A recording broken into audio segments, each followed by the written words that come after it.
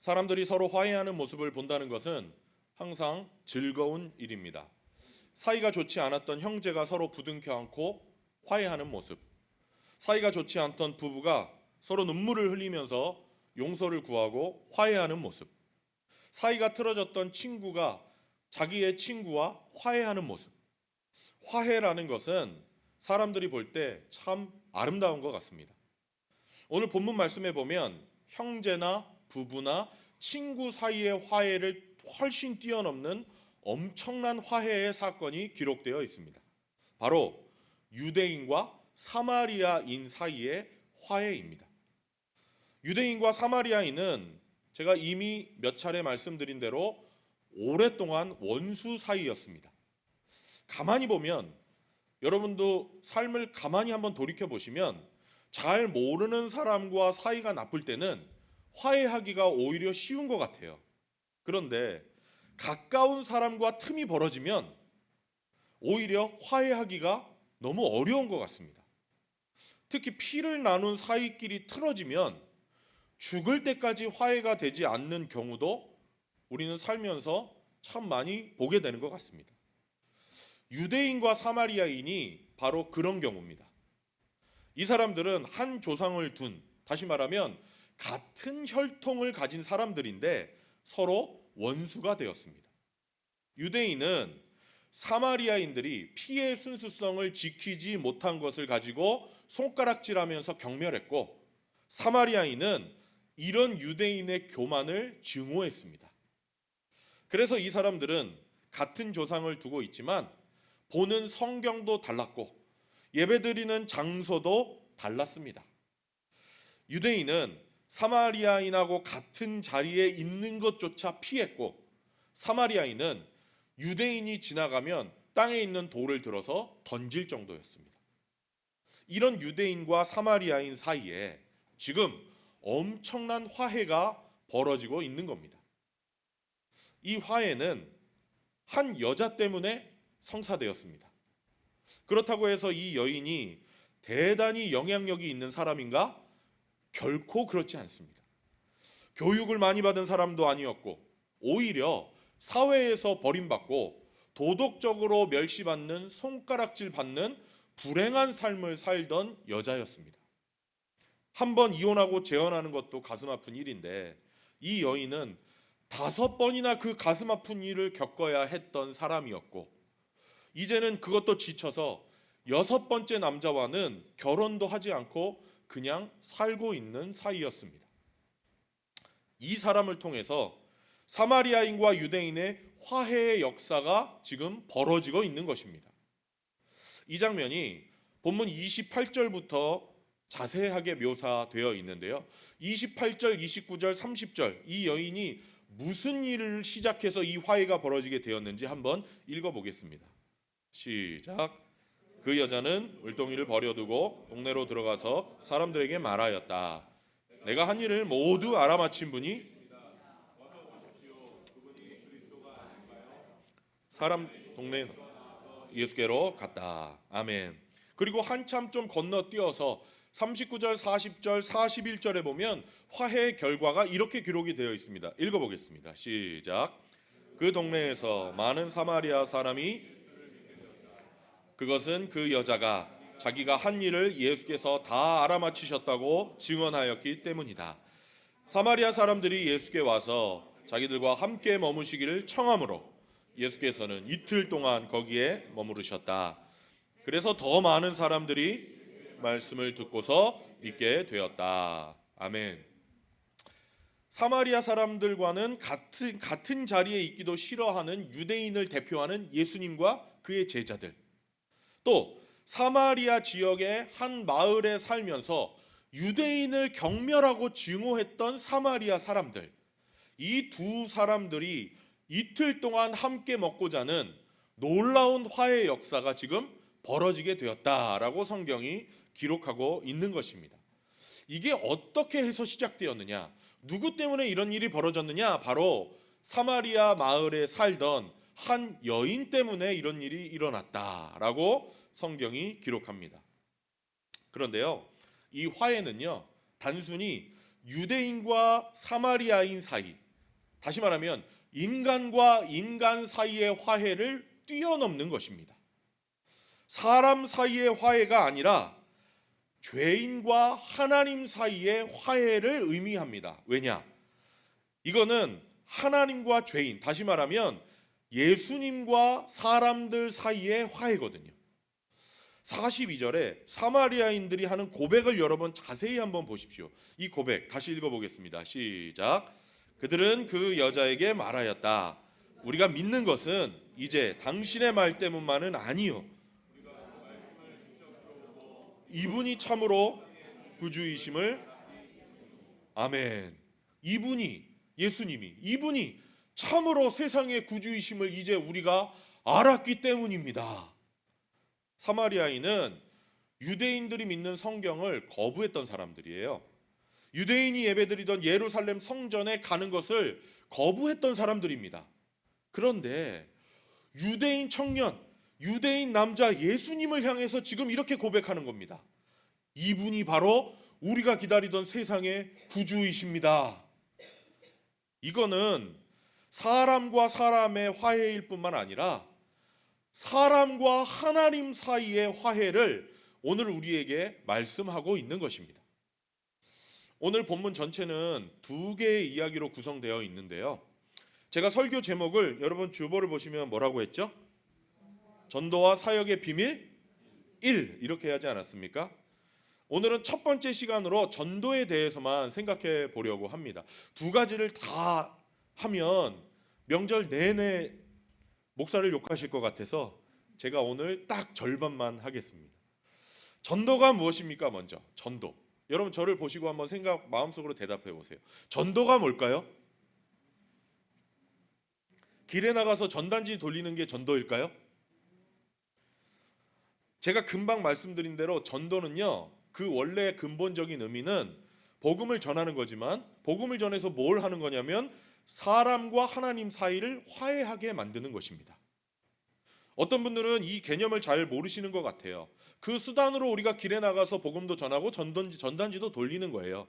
전도는 한마디로 사람과 하나님을 화해시키는 것입니다. 자, 여기 앞에 보시고 밑에 보시고 한번 읽어보겠습니다. 시작. 전도, 사람과 하나님을 까먹지 않으시게. 다시 제가 전도하면 전도 맞습니다. 왜 화해를 시켜야 되느냐? 사람과 하나님 사이가 삐딱해졌거든요. 완전히 틀어졌거든요. 왜냐? 이유는 전적으로 사람에게 있습니다.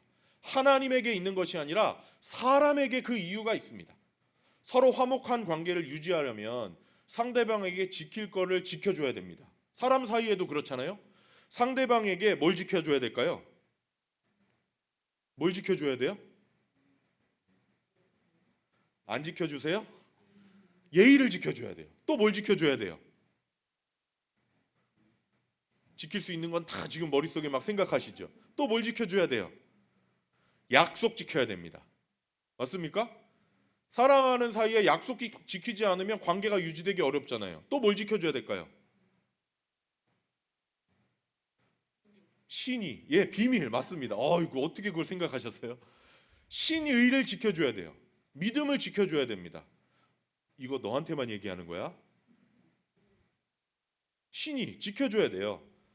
하나님은요, 사람들과의 신의를 끝까지 지키셨어요. 믿음을 지키셨어요. 약속을 끝까지 지키셨어요. 그런데 사람은 하나님에게 약속도 신의도 지키지 않았을 뿐만 아니라 철저하게 하나님을 배반하고 배척했습니다. 배반하고요, 하나님이 다시 찾아오실 때 배척했어요. 나는 괜찮습니다. 하나님 없어도 됩니다. 싫습니다. 그래서 하나님과 사람 사이는 완전히 틀어지고 어그러지게 되었습니다. 하나님과의 사이가 갈라졌기 때문에 이 세상에 들어온 게 있어요. 그게 뭐냐? 고난과 고통과 기근과 전쟁입니다. 전적으로 사람에게 책임이 있는 겁니다. 하나님과 사람 사이가 틀어진 게 전적으로 사람 때문이기 때문에 이 땅에 그러한 것들이 들어온 이유가 전적으로 사람에게 있는 거예요. 그런데 사람들은 이 모든 것의 책임을 누구한테 돌리느냐? 하나님에게 돌립니다. 그렇지 않습니까? 이 죄 속에서 태어난 사람들이 본능적으로 남의 탓한다는 거 여러분 느끼십니까? 다른 사람 볼 것도 없어요. 누구를 보면 돼요? 나를 보면 돼요. 제가 예를 들어볼까요? 내 잘못이에요. 누가 봐도 내 잘못이에요. 다른 사람과 관계가 내 잘못 때문에 틀어졌습니다. 그러면 우리 어떻게 해요?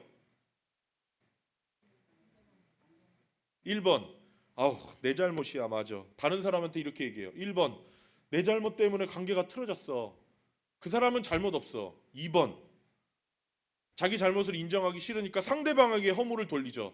그 사람 다 좋은데 사실은 이런 게 원래 나랑 안 맞았어. 요번에 그게 부딪혀서 터진 거잖아.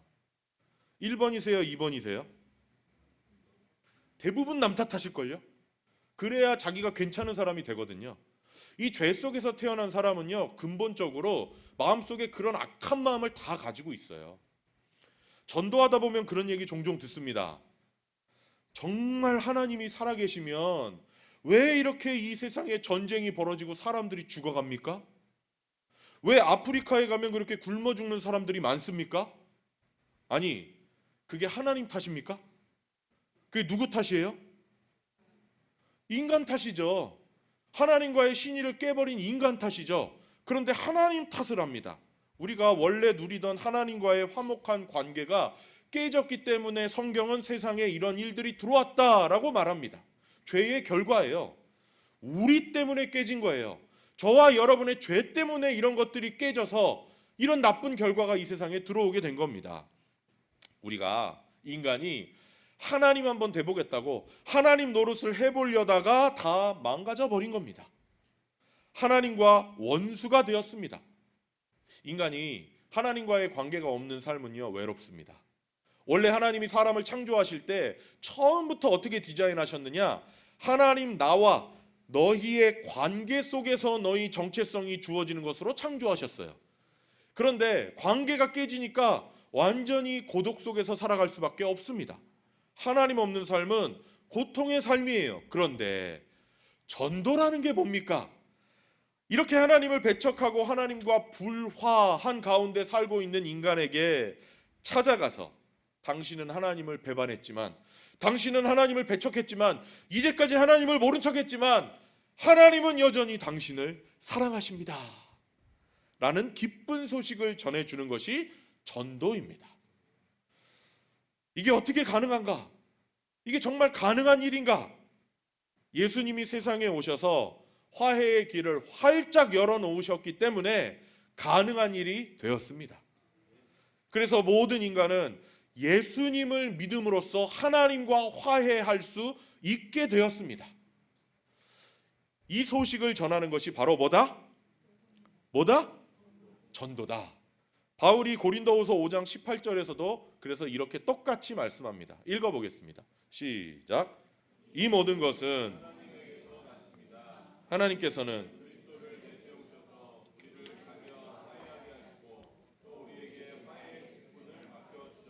할렐루야. 이것이 바울이 이해하고 있는 전도입니다. 그리스도를 통해서 우리를 화해하게 하시고 우리를 다른 사람을 하나님과 화해시키는 직분을 맡겨주셨다. 사람과 하나님을 화목하게 하는 것이 전도라는 겁니다. 그런데 오늘 본문의 이 사마리아 여인은 자기가 예수님을 구주로 영접해서 하나님과 화해하게 되었다는 사실을 알게 되었습니다. 이분이 참으로 나의 구세주이시구나 하는 걸 깨닫는 순간, 아, 내가 하나님과 화목한 관계가 되었구나. 내 삶이 그렇게 고독하고 쓸쓸할 수밖에 없었는데, 아무리 인간의 관계로 채워지려고 해도 채워지지 않았는데 이제는 하나님과 화목하게 되었구나 라는 사실을 깨닫게 되자마자 즉시 가서 다른 사람들에게 이 사실을 전했습니다. 전도를 시작합니다. 근데 우리는 전도 어때요? 우리 전도 잘합니까? 잘 못합니까? 잘 못한다고 고백할 수밖에 없을 것 같아요. 그죠? 20년, 30년, 40년 우리가 신앙생활해도 전도하는 게 쉽지 않습니다. 그래서 오늘 우리는 이 사마리아 여인을 보면서 전도자가 되려면, 하나님과 사람을 화목하게 하는 그 직분을 수행하려면 어떤 사람이 돼야 되는지, 이 전도의 비밀에 대해서 간단하게 세 가지를 우리가 생각하기를 원합니다. 일단 왜 우리가 전도자가 잘 되지 못할까요? 전도를 하려면 성경은 세 가지를 우리가 알고 있어야 된다고 합니다. 그런데 우리가 이 세 가지를 잘 모르기 때문에 전도가 되지 않는다는 겁니다. 그 세 가지가 뭐냐? 우리가 하나님과 사람을 화목하게 하는 전도를 하려면 첫째, 나 자신을 볼 수 있어야 합니다. 나 자신을 볼 수 있어야 한다. 한번 읽어보겠습니다. 시작. 나 자신을 아멘. 만약에요, 잘 생각해 보십시오. 상상하는 겁니다.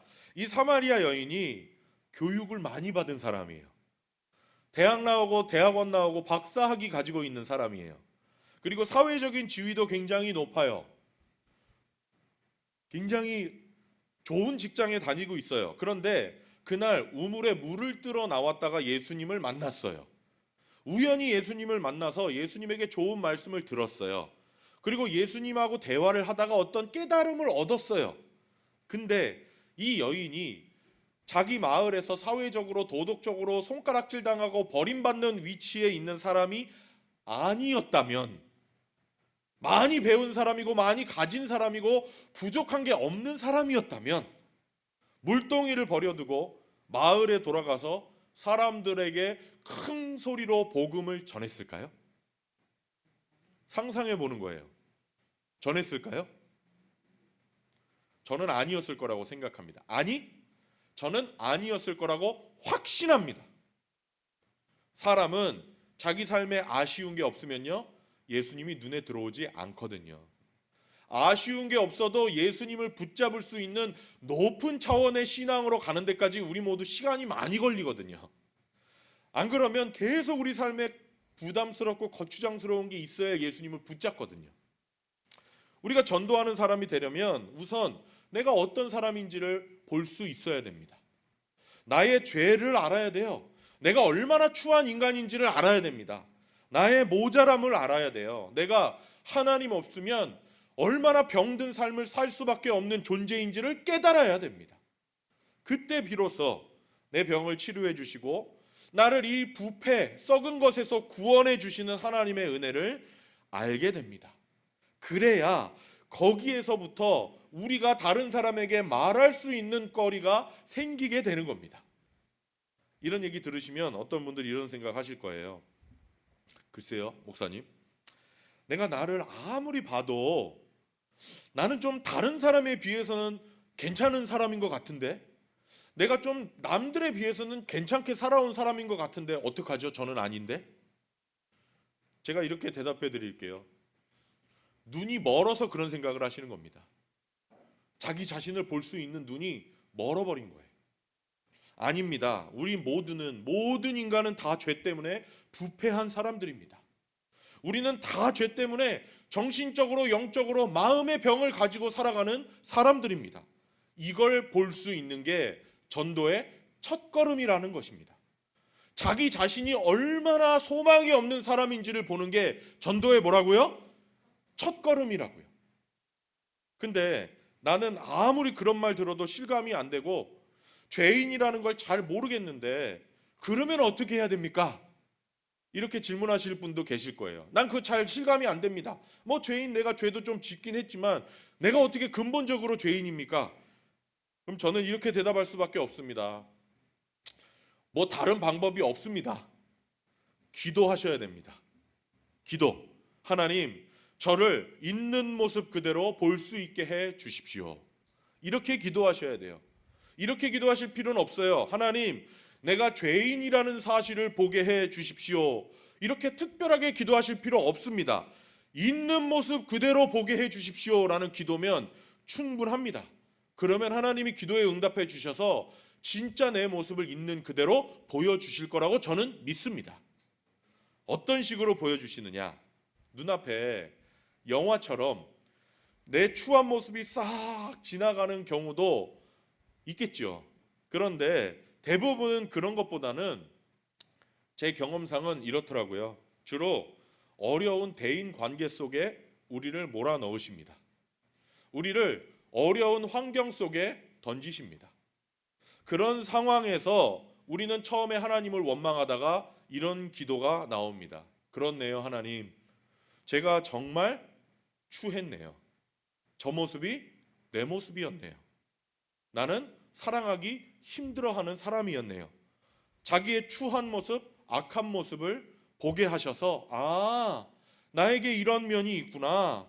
이렇게 하나님은 나를 노출시키셔서 자신을 보게 하실 때가 있는 것입니다. 그래서 기도할 때 조심하셔야 됩니다. 저는 우리 하나님이 응답하시는 하나님이라고 확실히 믿거든요. 정말 내가 죄인이라는 거, 내가 부패했다는 거 잘 모르시겠으면 아무리 전도하려고 노력해도 이거 쉽지 않습니다. 소용이 없어요. 우선 하나님께 이렇게 기도하십시오. 하나님, 나의 있는 모습 그대로 보여주십시오. 그리고 하나님이 보여주시는 것을 한번 경험해 보십시오. 자, 여기까지 들으시면 굉장히 나쁜 얘기를 제가 여러분에게 하는 것 같은데요. 아닙니다. 저는 위로와 소망의 메시지를 여러분에게 전하는 것입니다. 신앙생활에서 자기 자신을 보지 못하고 신앙생활하는 것만큼 비참한 것이 없거든요. 자기의 악한 모습, 자기의 부족한 모습을 보게 되고 인정하게 되고 내려놓게 되어야 진짜 신앙생활이 시작되거든요. 그것 때문에 괴로워하지 마시고 하나님이 그런 걸 보여주시잖아요. 그러면 오히려 감사하시기를 바랍니다. 어떤 분은 그냥 괴로워만 하고 계세요. 아니요. 자꾸만 나의 악한 면, 나의 추한 면, 모자란 면이 내 눈에 보인다는 것은요, 하나님이 나를 정죄하는 게 아닙니다. 오히려 내 마음 깊은 곳에 하나님을 사랑하는 마음이 조금 있기 때문에 그 마음을 하나님이 귀하게 여기셔서 나를 보여주시고 노출시키시고 나 자신을 나에게 알려주시는 것입니다. 그래서 이런 경험을 할 때 여러분, 우리가 할 것은 절망이 아니라 저는 감사여야 한다고 믿습니다. 하나님, 어떤 감사예요? 이런 감사죠. 하나님, 제가 이런 사람인데 저를 용서하시고 사랑하시고 하나님의 자녀를 삼아 주셨군요. 제가 이렇게 죄인인데, 이렇게 추하고 악한 사람인데 하나님이 저를 사랑해 주셨군요. 감사가 되고 격려가 돼야 됩니다. 한 걸음 더 나가서, 하나님, 저는 이제 더 이상 변하기도 싫었고 변할 가능성도 없다고 생각했는데 앞으로 더 변해야 되겠군요. 저를 도와주십시오. 불쌍히 여겨주십시오. 이렇게 기도가 나오고 삶이 그 방향으로 가야 될 줄로 믿습니다. 그런 기도를 드리게 될 때, 그 정도 신앙이 될 때 하나님이 우리를 완전히 고치시고 변화시키시고 새로운 소망으로 살게 해 주실 줄을 믿습니다. 그러므로 여러분, 두려워하지 마십시오. 내 추한 모습을 보여주시는 거 감추려고 하지도 마십시오. 하나님 앞에 겸손하게 내려놓으십시오. 사람들을 하나님과 화목하게 하는 전도자가 되려면 내가 누구인지 볼 수 있어야 합니다. 이것은 나 자신에게 너무나 좋고 유익한 것입니다. 하나님과 사람을 화목하게 하는 전도자가 되려면 두 번째는 초자연적인 경험이 있어야 합니다. 초자연적인 체험이 있어야 한다. 제가 여러 번 말씀드리지만 우선 우리 하나님 그분 자체가 초자연적인 분이십니다. 그리고 우리가 사는 이 세상은 초자연적인 세계예요, 자연적인 세계예요. 제가 여러 번 말씀드렸어요. 우리가 사는 이 세계는 초자연적인 세계예요, 자연적인 세계예요. 제가 지난번에 아름다운 섬에 유리로 되어 있는 건물에 대해서 비유를 해드린 적 있죠. 그 섬은 초자연적인 세계예요, 자연적인 세계예요? 초자연적인 세계죠. 우리가 알고 있는 건물 속만 자연적인 세계인 거예요. 하나님이 만드신 이 세계는요, 초자연적인 세계예요. 우리가 이해하는 부분만 자연적인 거예요. 실제로 우리가 사는 이 세상에는요, 인간이 설명할 수 없는 일들이 얼마나 많이 일어납니까? 초자연적인 세계라니까요. 그래서 초자연적인 체험이 있을 때 하나님과 사람을 화목하게 하는 전도자가 될 수 있는 겁니다. 이 세상은 자연적인 세계가 아니라 뭔가 그 너머에 하나님이 역사하시는 세계가 있구나 하는 체험이 있을 때, 여러분, 이 사마리아 여인 예수님과 대화하는 거 가만히 보면 언제 이 사람이 정말 이분이 구세주가 아닐까? 이분이 메시아가 아닐까? 하는 생각의 전환점이 오게 됐을까요? 언제 그랬을 것 같으세요? 네? 저는 예수님이 질문하셨을 때, 그 대답하셨을 때라고 생각해요. 예수님이 이 여자에게 그러시잖아요. 너 가서 남편 데려와라. 그때 이 여인이 할 말이 없었잖아요. 그래서 기껏 한다는 소리가 저는 남편이 없습니다. 그때 예수님이 자기에게 이렇게 말씀하세요. 네 말이 맞다.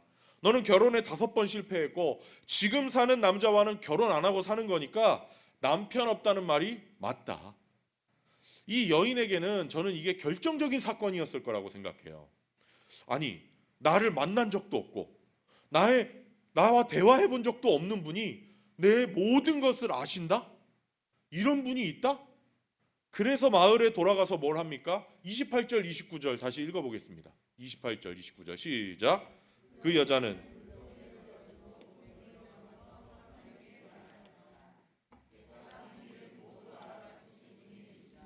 와서 보십시오. 어떻게 예수님의 이 말을 듣고 여자는 물동이를 버려두고 들어갔을까요? 이 여자는요, 초자연적인 경험을 하게 된 거예요.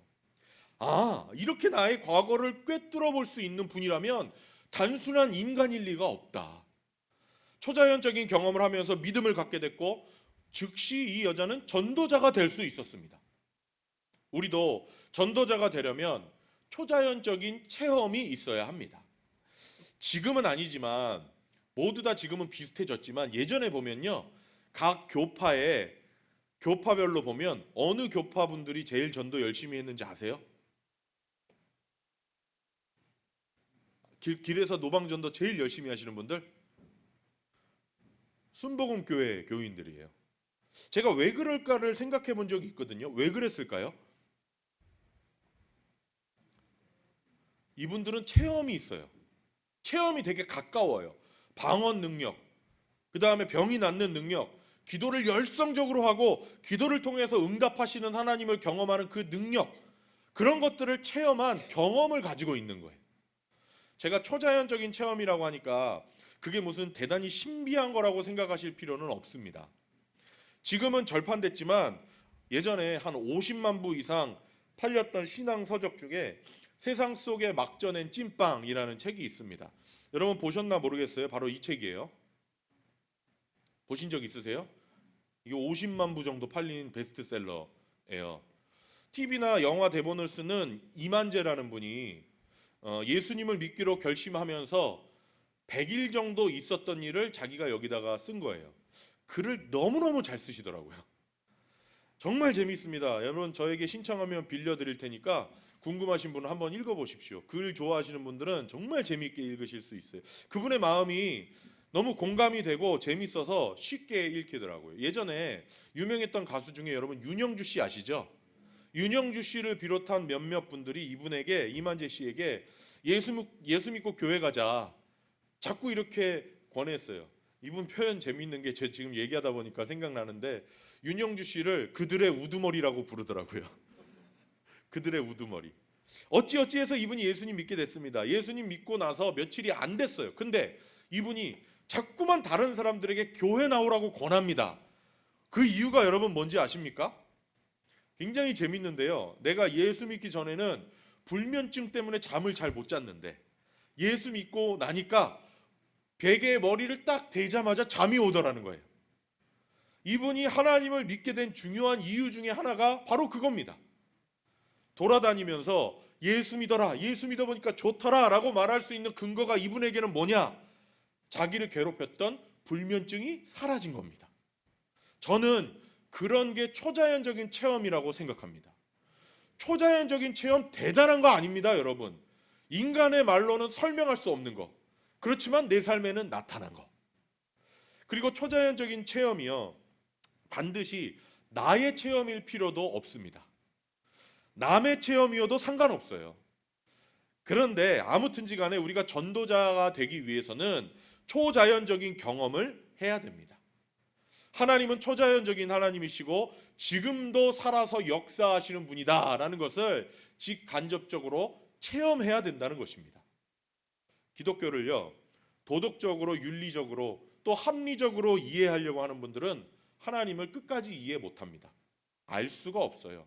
예수님을 마음속 깊이 알지 못합니다. 아니, 예수님이 태어나신 것부터 죽으신 것과 자체가 기적의 연속이잖아요. 예수님이 처녀 몸에서 태어나셨고 십자가에서 죽으셨고 무덤에서 부활하셨습니다. 그 중간에 무슨 일이 있었습니까?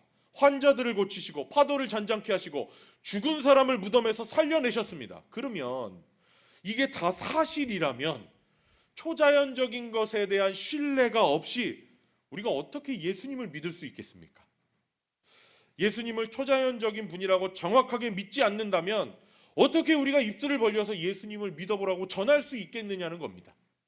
그래서 여러분, 어떤 분이 초자연적인 경험을 했다고 간증하시면, 체험을 말하시면 마음을 미리 딱 닫지 마시고 그런 분에게 귀를 한번 기울여 보시기를 바랍니다. 내가 체험하든지 아니면 듣고 간접적으로 체험하든지 우리에게는 초자연적인 경험이 있어야 하기 때문이에요. 저는 많은 분들이요, 술, 담배 끊고 나서 믿음이 확 자라는 거를 많이 봤습니다. 술, 담배 끊고 나서 내가 끊으려고 하면 기껏해야 3일이에요. 담배를 10대 후반부터 지금까지 핀 제 친구가 저에게 얼마 전에 그런 얘기 하더라고요. 한 20대 후반, 30대 초반까지는 저에게 그렇게 얘기했어요. 나는 담배를 끊으려면 얼마든지 끊을 수 있어. 얼마든지 끊을 수 있는데 그냥 담배가 좋아. 근데 얼마 전에 저한테 난 죽을 때까지 담배 못 끊을 것 같아. 얼마나 힘들어요, 술, 담배 끊는 거. 그렇지 않습니까? 그런데 예수님 영접하고 나서 기도하면서 끊는 분들 여러분 보셨죠? 신기하지 않습니까? 하루아침에 어떻게 그렇게 끊어요? 저는 이런 게 바로 초자연적인 경험이라고 생각합니다. 얼러 목사님 은혜 받고 나서 담배값을 꺾어버리셨대요. 그게 무슨 뜻이죠? 은혜 받는 순간에도 담배값은 있었다는 거죠. 저는 그렇게 들리거든요. 어딘가에 있었다는 거죠. 집에 있었던지. 근데 신기하게 꺾어버리고 난 순간부터 생각이 안 나신다잖아요.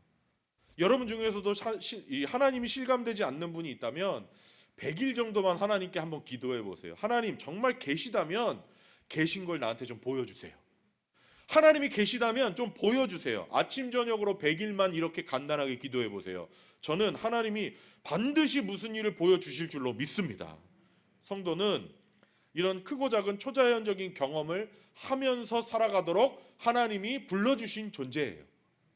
우리 장대교회 성도님들은 도덕적으로, 윤리적으로, 또 상식적으로 기독교를 믿는 사람들이 되지 않기를 바랍니다.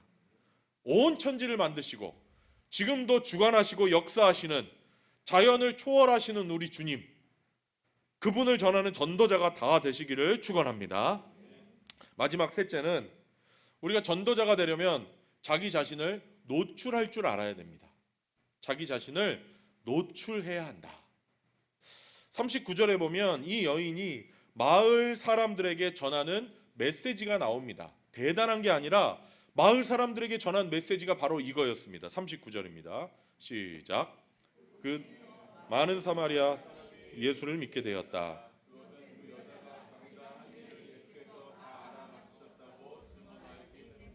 아멘. 이 여자가 증언한 게 뭐예요? 그분이 내가 한 일을 다 알아맞히셨습니다. 자, 그런데 다시요. 그 여자가 마을에 가서 증언한 게 뭐예요? 그분이 내가 한 일을 다 알아맞히셨습니다. 자, 그런데 여러분 생각해 보세요. 여기서 내가 한 일이 뭐예요? 자랑스러운 거예요? 수치스러운 거예요? 내가 공부 이렇게 많이 한 걸 알아맞히셨습니다. 내가 이렇게 인격적인 사람이라는 거 알아맞히셨습니다. 이게 아니라 뭐죠? 5번 결혼했다 실패했다는 거, 지금도 내가 혼인신고도 하지 않고 살고 있다는 거, 남들에게는 감추고 싶은 사실이지만 이 여자는 예수님을 전하기 위해서 자기에게 있었던 과거를 마을로 돌아가서 언급하지 않을 수가 없었던 것입니다. 그분이 내가 한 일을 다 알아맞히셨습니다. 당신들 나의 부끄러운 과거를 다 잘 알고 있지 않습니까? 그걸 가지고 내가 지나갈 때마다 뒤에서 쓰근쓰근 거리지 않으셨습니까? 나는 그 꼴 보기 싫어서 제일 더운 정오에 물들어 우물에 다닌 걸 여러분이 잘 알고 있지 않습니까? 그런데 내가 우물가에서 만난 유대인 청년 예수, 그분이 내가 한 일을 다 알아맞히셨습니다. 우리가 하나님과 사람을 화해시키는 전도자가 되려면 자기를 기꺼이 노출할 수 있어야 합니다. 내 마음을 꼭 닫고 상처를 꼭꼭 숨긴 채 항상 두려움과 경계심 속에서 예수 믿으세요, 예수 믿으세요. 그리고 교회를 데리고 와서 성경만 잘 가르치면 되는 게 아니라는 겁니다. 사실 예수님이 십자가에 달리신 모습 자체가 가장 노출된 모습 아니에요? 얼마나 노출되셨어요? 얼마나 약해 보이십니까? 발가벗겨져서 완전히 십자가에 매달리셔서 축 늘어진 시체로 십자가에 달려있는 그 모습, 이런 노출된 모습 때문에 저와 여러분이 구원받는 역사가 이루어진 줄로 저는 믿습니다. 정말 전도자가 되고 싶으세요? 우리 가족 중에 예수 안 믿는 사람이, 우리 이웃 중에 예수 안 믿는 사람이 하나님과 화해하기를 여러분 정말 원하세요? 그렇다면 내가 예수 믿고 잘 된 것이 아니라 내 아픈 과거도 기꺼이 노출할 수 있는 사람이 되어야 합니다. 두려움을 이겨내셔야 합니다. 그 대표적인 게 바로 삶에서 일어나는 아주 작은 사소한 것들을 우리 성도님들 앞에서 서로 간증하는 것입니다. 목장에서, 또 금요 연합 기도회에서 이런 일이 있습니다. 저는 우리 창대교회에서 이런 작은 것들 간증하는 분들이 점점 많아지기를 정말 간절히 바랍니다. 대단한 거 말고요. 어떤 분들은 대단한 거 간증해야 된다고 생각하세요. 우리 최현희 형제님이 옛날에 그런 얘기했어요. 저는 로또 되면 절반은 헌금할 거예요. 그 마음 변치 않았죠? 변치 않았죠? 변했어요? 안 변했죠? 저는 진심이라고 믿습니다. 그런데 로또 되면은 이 자리에 없을 겁니다. 없을 거예요. 인간은 그래요. 그런 대단한 간증 말고요. 어디 뭐 맨날 그런 거 있잖아요. 뭐 어느 교회는 무슨 건축하는데 누가 뭐 50억을 150억을 했다더라. 신문지에 30억을 싸서 놓고 갔다더라. 새벽에. 제발 그런 거 말고요. 삶에서 일어나는 작은 거. 특히 저는요. 실패했지만, 내가 하나님 뜻대로 살아보려고 했는데 실패했지만 하나님의 은혜 속에서 나를 지켜주시고 보호해 주셔서 감사했던 체험, 그런 것들을 간증하는 간증자들이 많이 나오기를 바랍니다. 그런데 생각해 보세요. 그런 간증할 때 그 내용 자체가 어쩔 수 없이 누구를 노출해야 돼요? 나를 노출해야 돼요. 그러나 그런 간증거리가 우리 교회에서는 그 사람을 조롱하는 가십거리가 되지 않고 모든 성도들이 함께 울고 웃으면서 은혜를 나눌 수 있는 그런 영적인 분위기를 가진 교회가 되기를 원합니다. 실제로 제가 여쭤보면요, 많은 성도님들 예수 믿게 된 동기가 뭔지 아세요? 어떤 목사님이 성경 잘 가르쳐줘서 예수 믿게 됐다고 얘기하는 분 본 적 있으세요? 저는 거의 못 봤어요. 그런 분도 있긴 있겠지만 대부분 아니에요. 어떤 분이 고난 중에, 아픔 중에 있었는데 거기서 자기를 찾아와서 과거에 자기가 체험한 하나님을 증언해 준 거예요. 내가 하나님을 믿고 보니까 이런 경우에 너무 힘이 나더라. 그렇게 예수님 믿게 된 분이 훨씬 더 많더라는 거예요. 우리는 필요한 경우에 기꺼이 나를 노출할 수 있게 되기를 원합니다. 말씀을 마치겠습니다. 어떠세요? 전도와 사역의 비밀 2번까지 했으면 큰일 날 뻔했죠. 사마리아 여인을 통해서 오늘 우리는 전도의 비밀을 발견하게 됩니다. 여러분, 우리가 왜 전도하기가 어려웠을까요? 혹시 나에게 이 세 가지가 없었던 건 아닐까요? 하나님이 쓰시는 복음 전도자에게는 이 세 가지가 있어야 한다는 사실을 앞으로 우리는 잊지 않기를 원합니다. 나 자신의 진짜 모습을 볼 수 있어야 합니다. 내가 얼마나 하나님 없으면 소망이 없는 사람인지, 내가 그 형편이 없는 인간이기 때문에, 그 사실을 너무나 잘 알기 때문에 하나님을 의지하면서 살아갈 수밖에 없게 되었고, 그러다 보니까 하나님의 능력을 체험하면서 살아가게 되고, 그리고 이미 지나간 과거의 상처에 눌려서 꽉 잡혀서 발목을 잡혀서 살아가는 것이 아니라 나를 살린 그 복음이 너무 좋아서 기꺼이 과거의 상처를 극복하고 다른 사람에게 보여줄 수 있는 사람. 우리 장대교회 성도님들은 이렇게 살기를 원합니다. 자기 모습을 있는 그대로 보고 이런 모습 가운데 역사하시는 초자연적인 하나님의 능력을 체험하고 이걸 두려움 없이 다른 사람에게 전해서 많은 사람들을 하나님 앞으로 인도하고 죽어가는 영혼들을 하나님과 화목하게 하는 그런 전도자가 되기를 주님의 이름으로 축원합니다. 우리 같이 기도하겠습니다.